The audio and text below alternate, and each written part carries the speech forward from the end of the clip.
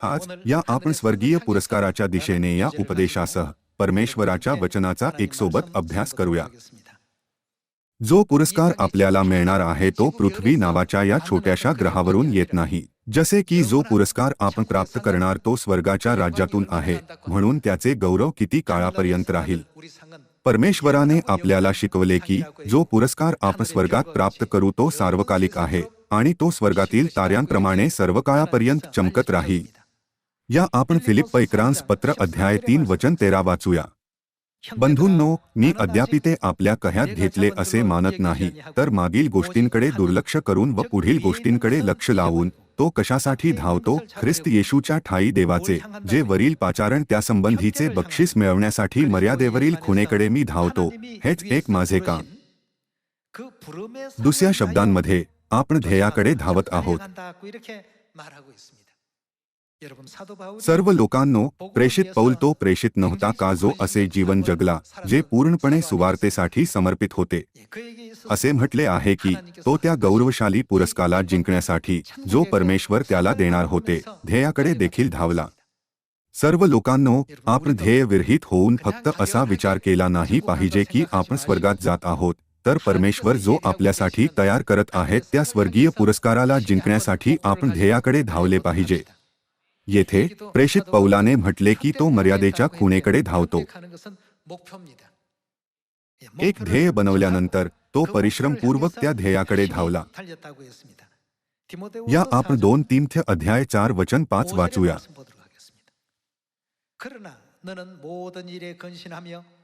असे म्हटले आहे, तू तर सर्व गोष्टींविषयी सावध राहा, दुखे सोस, सुवार्तिकाचे काम कर, तुला सोपवलेली सेवा पूर्ण कर।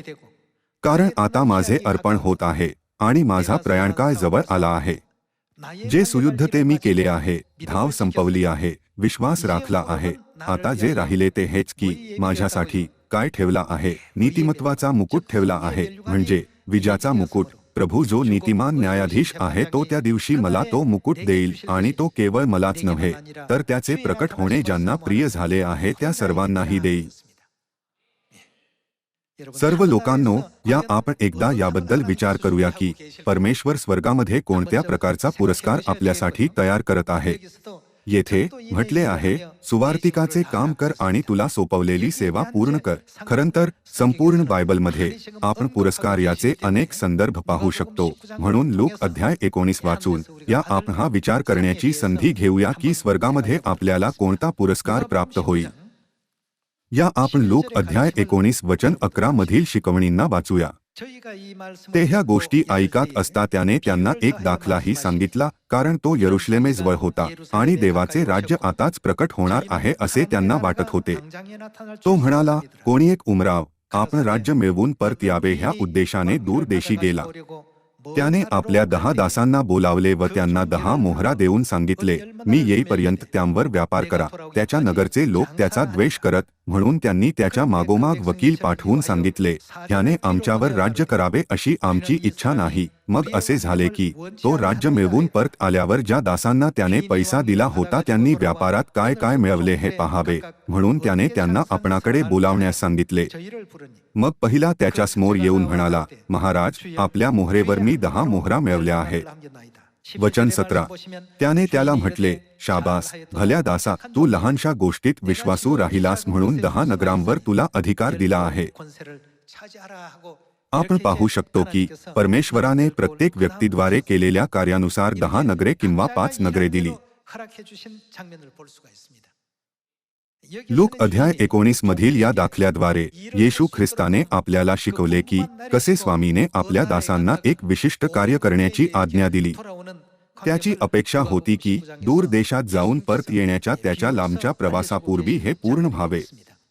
अशा प्रकारे परमेश्वराने आपल्या संतानांना असे सांगून एक कार्य सोपवले की शोमरोनात आणि पृथ्वीच्या शेवटपर्यंत या सुवार्तेचा प्रचार करा, आणि मग ते स्वर्गात गेले नाही का? परमेश्वर आता त्या वेळेची वाट पाहत आहे जेव्हा ही सुवार्ता सर्व मानवजातीला प्रचार केली जाईल। तेव्हा शेवटी तो क्षण येईल जेव्हा परमेश्वर आपल्या प्रयत्न आणि कर्तबगारी यांच्या परिणामांच्या आधारावर योग्य स्वर्गीय बक्षीस निश्चित करतील। या पृथ्वीवरील गौरव फक्त तात्पुरते असू शकते, पण स्वर्गाचे गौरव कधीच तात्पुरते असू शकत नाही, ते सार्वकालिक आहे।